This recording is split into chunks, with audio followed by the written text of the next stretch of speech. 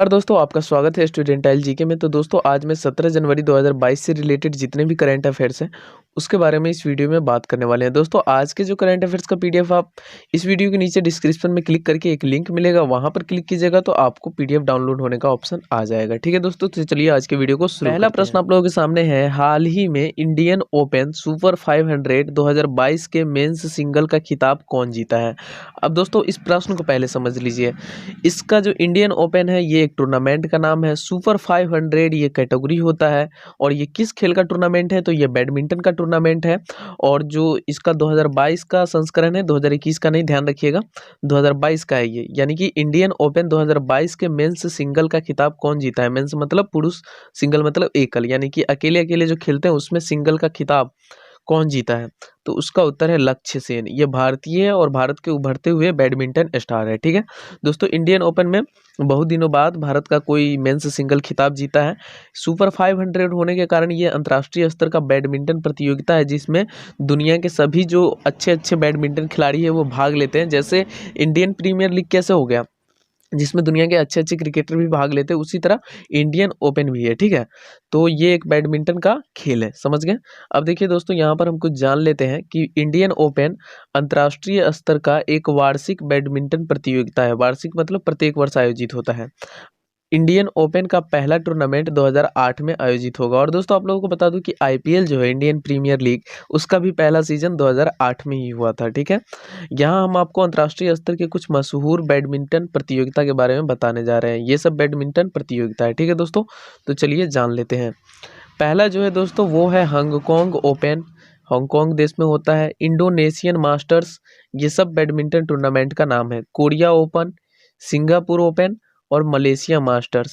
अब देखिए दोस्तों, जिसके अंत में ओपन लगा होगा ये मत समझ लीजिएगा कि वो बैडमिंटन का ही खेल होगा, वो दूसरा खेल भी हो सकता है। जैसे आप जानते हैं कि ऑस्ट्रेलियन ओपन, अमेरिकन ओपन, ये सब क्या है, ये सब टेनिस बॉल का खेल है। ठीक है दोस्तों, तो ओपन लगे रहने से ये नहीं कि किसी खेल विशेष का वो टूर्नामेंट है, लेकिन ये सब बैडमिंटन का टूर्नामेंट है, ध्यान रख लीजिएगा। ठीक है, जो मतलब कि दक्षिण पूर्व एशिया के देश है, खासकर यहाँ बैडमिंटन बहुत फेमस है। इंडोनेशिया हो गया, मलेशिया हो गया, कोरिया, जापान इस समय। ठीक है, तो ये सब बैडमिंटन के प्रतियोगिता है। ठीक है, चलिए दूसरे क्वेश्चन की ओर बढ़ते हैं कि हाल ही में इंडियन ओपन बैडमिंटन टूर्नामेंट 2022 के मेंस डबल्स का खिताब किस देश ने जीता है, तो भारत। दोस्तों इस बार का जो इंडियन ओपन बैडमिंटन टूर्नामेंट था वो इंडिया के लिए बहुत ही अच्छा था।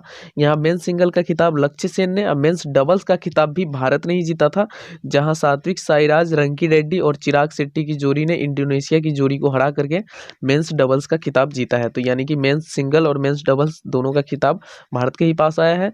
वुमेन सिंगल और वुमेन डबल का खिताब भारत का कोई भी खिलाड़ी नहीं जीत पाया, वो विदेशों के खिलाड़ी जीते हैं। ठीक है, अब देखिए तीसरे क्वेश्चन की ओर बढ़ते हैं कि हाल ही में 10वीं शताब्दी की बकरी के सिर वाला योगिनी मूर्ति को किस देश से भारत वापस लाया गया है, तो दोस्तों इसका उत्तर है ब्रिटेन। अब देखिए बकरी के सिर वाला योगिनी क्या है, तो एक योगी की मुद्रा में एक महिला कह सकते हैं बैठी हुई है। योगी मतलब जो जप तप करते हैं, और उसका जो सिर है वहां पर देखिए वो बकरी की तरह है। यहाँ पर आपको स्पष्ट दिखाई दे रहा होगा, देखिए यहाँ पर।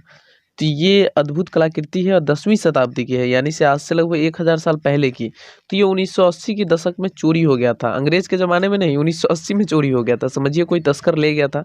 ठीक है, तो इसको इंग्लैंड ले गया था। ठीक है, अब देखिए यह मूर्ति यूपी के बांदा जिले, उत्तर प्रदेश का एक जिला है बांदा, बांदा जिले के लोखड़ी मंदिर में रखा हुआ था, जहां 1980 के दशक में यहां से चोरी हो गया था और तस्करों द्वारा ब्रिटेन पहुंच गया। ठीक है, तो भारत सरकार और ब्रिटेन में जो भारत के दूतावास है, उच्चायोग है, उसके मतलब प्रयास से ये जो मूर्ति है ये वापस आ सका है।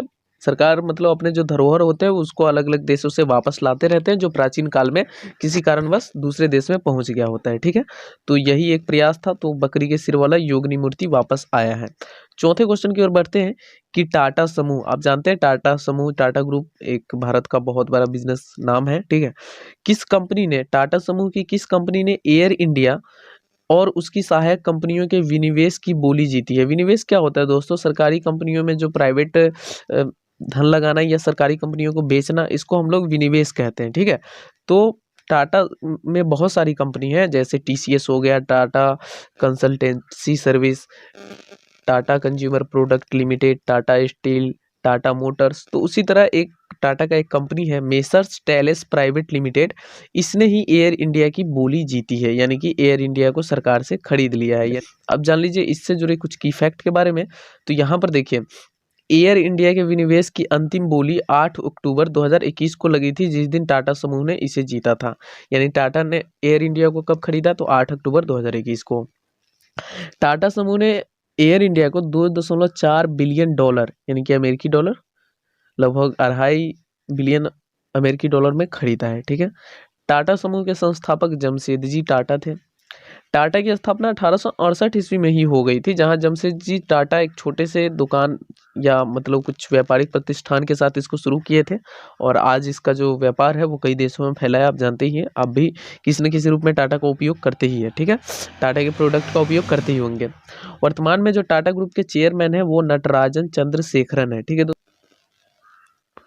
अगले क्वेश्चन की ओर बढ़ते हैं कि मणिपुर सरकार ने ओलंपियन मीराबाई चानू को हाल ही में किस पद पर नियुक्त किया है? तो दोस्तों इसका उत्तर है एडिशनल एसपी, यानी कि एएसपी। मीराबाई चानू मणिपुर से थी, तो मणिपुर सरकार में, मणिपुर पुलिस में उनको नौकरी दिया गया है। दरअसल दोस्तों होता क्या है, जो अंतर्राष्ट्रीय स्तर के खिलाड़ी कोई प्रतियोगिता जीत जाते हैं, तो जब वो प्रतियोगिता जीत जाते हैं तो उसने अपना सारा करियर तो खेल में लगाया होता है, और खेल तो हमेशा आयोजित होता नहीं है, 4 साल पर, 2 साल पर, 3 साल पर, इस तरह का। तो उन वो लोग क्या होते हैं कि मतलब बेरोजगार हो जाते हैं। बेरोजगार नहीं कह सकते, वो तो अपना खेल करते ही रहते हैं, लेकिन उनको अपनी जीविका चलाने के लिए कुछ ना कुछ साधन चाहिए। तो सरकार क्या करती है, जो लोग फेमस हो जाते हैं, जो लोग मेडल लाते हैं देश के लिए, उनको सरकार सरकारी नौकरी या पुलिस में भर्ती कर देते हैं। ठीक है, ताकि उनका जो अपना जीविका है वो भी चल सके। ठीक है, तो ऐसे ऐसे बड़े बड़े खिलाड़ियों को सरकार सरकारी नौकरी प्रदान करती रहती है। ठीक है, तो उसी में क्या हुआ है कि मीराबाई चानू को एएसपी पर नियुक्त किया गया है। इससे पहले असम सरकार ने लवलीना बोरगोहेन, जो टोक्यो ओलंपिक 2020 में कांस्य पदक जीती थी बॉक्सिंग में, और हिमा दास, जो भारत की धाविका है, यानी दौड़ में ये जूनियर वर्ल्ड चैंपियन में 400 मीटर में गोल्ड मेडल जीती थी। तो इसको, ये लोग असम से आती है, तो इसको इस दोनों को डीएसपी के पद पर नियुक्त किया है असम सरकार ने, लवलीना बोरगोहेन और हिमा दास को। ठीक है, तो ऐसे सभी खिलाड़ियों को नियुक्त करते रहते हैं। ठीक है, अब मीराबाई चानू के बारे में जान लेते हैं। टोक्यो ओलंपिक 2022, यहाँ 2022 लिखा गया है दोस्तों, 2020 होगा। ठीक है, आप जानते हैं टोक्यो ओलंपिक 2020 में हुआ था। टोक्यो ओलंपिक 2020 में मीराबाई चानू ने महिलाओं के 49 किलोग्राम वर्ग में भारोत्तोलन में सिल्वर मेडल जीती है। भारोत्तोलन एक खेल है जिसमें भार उठाया जाता है। यहाँ पर आप देख सकते हैं, ये जो खेल है ये भारोत्तोलन का खेल है। ठीक है, तो उसमें सिल्वर मेडल जीती है। ऐसा करने वाली भारत की वो दूसरी महिला है ओलंपिक में। इससे पहले कर्णम मल्लेश्वरी जीती थी भारोत्तोलन में कांस्य पदक। ठीक है, अब देखिए मीराबाई चानू को पद्मश्री अवार्ड और 2018 में मेजर ध्यानचंद खेल रत्न अवार्ड भी मिल चुका है। आपको पता होगा मेजर ध्यानचंद खेल रत्न अवार्ड जो है पहले राजीव गांधी खेल रत्न अवार्ड से जाना जाता था। ठीक है, अब देखिए मीराबाई चानू का पूरा नाम साइखोम मीराबाई चानू है। तो आई होप कि आप लोग मीराबाई चानू के बारे में कुछ समझ गए होंगे। तो फ्रेंड्स, आज का जो करंट अफेयर्स होता है वो यहीं पर खत्म होता है। अब हम बात करते हैं answer of the question of the previous day के बारे में। मैंने आप लोगों से प्रश्न पूछा था कि कौन सा राज्य 100% घरों को एलपीजी कनेक्शन देने वाला पहला राज्य बन गया है? तो दोस्तों इसका उत्तर है हिमाचल प्रदेश। हिमाचल प्रदेश हाल ही में 100% घरों को एलपीजी कनेक्शन देने वाला पहला राज्य बन गया है, अर्थात ये किचन धुआं मुक्त पहला राज्य बन गया है। ठीक है, अब बढ़ते हैं दोस्तों क्वेश्चन ऑफ द डे के बारे में। तो भारत सरकार ने आर्थिक संकट से जूझ रहे श्रीलंका को कितने डॉलर मदद की घोषणा किया है? ठीक है, आप लोग अपना उत्तर कमेंट बॉक्स में लिखिएगा। कमेंट करते हैं आप लोग तो बहुत अच्छा लगता रहता है देख के कि चलो कोई तो है जो पढ़ना चाहता है। फ्रेंड्स, अब बात कर लेते हैं important current affairs of this month की, जिसमें इस महीने के हम जो इंपोर्टेंट करंट अफेयर्स है, जो परीक्षा में पूछे जाते हैं, जो परीक्षा के लिए उपयोगी है, ठीक है, जो एग्जाम के लेवल के हैं, उसके बारे में हम बात कर लेते हैं रैपिड राउंड मोड में। ठीक है, तो चलिए शुरू करते हैं। सरकार ने जिस तिथि को राष्ट्रीय स्टार्टअप दिवस मनाने की घोषणा किया है तो 16 जनवरी। दक्षिणी ध्रुव पर पहुंचने वाली पहली और श्वेत महिला कौन बनी है? तो प्रीत चांडी। केंद्र सरकार ने 2021 के जनगणना को कब तक स्थगित करने का निर्णय लिया है? तो सितंबर 2022 तक। जो देश हाल ही में अंतर्राष्ट्रीय सौर गठबंधन यानी इंटरनेशनल सोलर अलायंस यानी आईएसए का नया सदस्य बना है? तो एंटीगुआ एवं बारबुडा, ये एक ही देश है दोनों दोस्तों। केंद्र सरकार ने किस राज्य में अप्सपा कानून को 30 दिसंबर 2021 से 6 महीने के लिए और आगे बढ़ाया है? तो नागालैंड।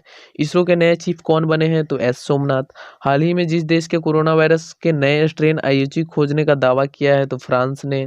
खेलो इंडिया यूथ गेम्स 2023 की मेजबानी किस राज्य को मिला है? तो मध्य प्रदेश को।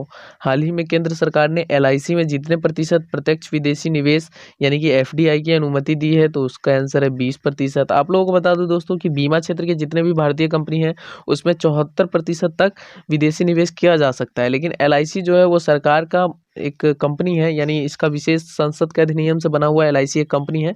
इसमें वो रूल नहीं लागू होता है 74% वाला, यानी कि एलआईसी में जो 74% वाला नियम है, एलआईसी भी बीमा कंपनी है तो वो लागू नहीं होता है। ठीक है, इसमें 20% ही विदेशी निवेश किया जा सकता है। दोस्तों पिछले दिन का जो करंट अफेयर्स है यानी 15-16 जनवरी 2022 का, उसका करंट अफेयर्स यहाँ पर आप क्लिक करके डाउनलोड कर सकते हैं। ठीक है दोस्तों, फिर से बता दूं कि यदि आप हमारे चैनल पर नए हैं तो सब्सक्राइब करके बेल आइकन दबा के ऑल वाले ऑप्शन को दबाना ना भूलें, क्योंकि हमारे चैनल पर ऐसे ही रोजाना करंट अफेयर्स के डोज अपलोड होते रहते हैं और साथ में इंपोर्टेंट जीके जो एग्जाम की दृष्टि से महत्वपूर्ण है वो भी अपलोड होते रहते हैं। कुल मिला के आप लोग अगर सरकारी नौकरी की तैयारी करते हैं तो आपको जीके एंड करंट अफेयर्स की तैयारी की कोई दिक्कत नहीं होगी यदि आप हमारे चैनल को सब्सक्राइब कर लेते हैं। तो दोस्तों आज की इस वीडियो को यहीं खत्म करते हैं, मिलते हैं किसी नए वीडियो में, तब तक के लिए जय हिंद जय भारत।